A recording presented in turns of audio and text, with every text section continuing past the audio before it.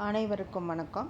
நிறைய phone calls daily எப்படி ஒரு 10-15 ஃபோன் கால் வருது இல்லைங்களா? அதில் நிறைய பேர் என்னங்கிறாங்க, குட்டி இருக்குது, இங்கே குட்டி இருக்குது, எடுத்துக்கிறீங்களா அப்படின்னு கேட்குறீங்க. நான் என்ன கேட்குறேன்னா, அதாவது ரோட்டில் அடிபடுற குட்டியை, உடம்புக்கு முடியாமல் இருக்கிற குட்டி, வளர்த்துனவங்க தெருவில் கைவிடப்பட்ட குட்டிகளை தான் நாங்கள் எடுத்து பார்க்குறோம். வீட்டில் வளர்க்குற குட்டியை எடுத்து பார்க்குறக்கு நம்ம செட்டு கட்டலை. நம்ம கஷ்டப்படுற குழந்தைகளுக்காக தான் இந்த குடிலே போட்டிருக்கோங்கிறது உங்கள் எல்லாத்துக்கும் தெரியும். நிறைய பேர் ஃபோன் பண்ணுறாங்க. அதாவது வாடகை வீட்டில் இருக்கிறோம், 1 வருஷம் ஆச்சு, 2 வருஷம் ஆச்சு, அந்த குழந்தைய வச்சுக்க வேண்டான்னு சொல்கிறாங்க, நீங்கள் எடுத்துப்பீங்களா அப்படின்னு கேட்குறாங்க. கண்டிப்பாக நாங்கள் எடுத்துக்க மாட்டோங்க. அதுக்கான ஒரு இடம் இருக்கும். அதை நீங்கள் தொலாவி அதுக்கு மாதம் ஒரு அமௌண்ட் கட்டி நீங்கள் அந்த குழந்தைய கொண்டு போய் விடலாம். அதுதான் முறை. நாங்கள் எடுத்து பார்க்கறக்கு முடியாது. ஏன்னா உங்கள் வீட்டில் வளர்க்குற குட்டியை நாங்கள் எடுத்துக்கிட்டால் தெருவில் அடிபடுற குட்டிகளை பார்க்குறக்கு கண்டிப்பாக இடம் இல்லாமல் போயிடும். இடம் நிறைய இருக்குது, நீங்கள் ஏன் எடுத்துக்க மாட்டேங்கிறீங்கன்னு கேட்குறீங்க. அதாவது தலைக்கு எவ்வளவு பாரம் சுமக்க முடியுமோ அந்த அளவுக்கு தாங்க பாரத்தை சுமக்க முடியும்.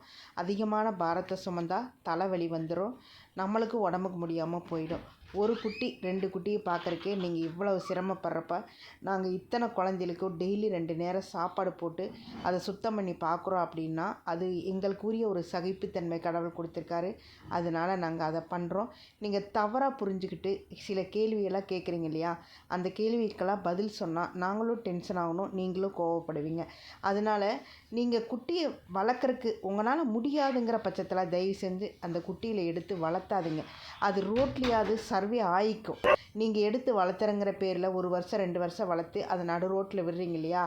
அப்போ தான் அந்த குழந்தைங்க சர்வே பண்ணுறதுக்கு ரொம்ப கஷ்டப்படுவாங்க. நான் ஒன்று தெரியாமல் கேட்குறேன், வாடகை வீட்டில் இருக்காங்க, குட்டி வளர்க்கக்கூடாதுன்னு சொல்கிறாங்க இல்லையா? அப்புறம் ஏன் நீங்கள் எடுத்து வளர்த்துறீங்க? இதே உங்கள் குழந்தையோ இல்லை வேறு எதையோ ஒன்றை விட்டுட்டு போங்க, வச்சுக்கக்கூடாது அப்படின்னு சொன்னால் நீங்கள் அந்த வீட்டுக்கு வாடகைக்கு போவீங்களா? முடிஞ்ச அளவுக்கு அந்த குழந்தைகளுக்கு இடம் கிடைக்கிற வீடாக பாருங்கள். அப்படி இல்லைங்கிற பட்சத்தில் தயவு செஞ்சு குட்டியில் எடுத்து வளர்த்தாதீங்க. அது குழந்தையிலிருந்தே ரோட்டில் இருந்தால் கண்டிப்பாக அது சர்வே ஆகிக்கும். நீங்கள் எடுத்து வளர்த்துங்கிற பேரில் அதை சிரமத்துக்கு உள்ளாக்காதீங்க. நன்றி, வணக்கம்.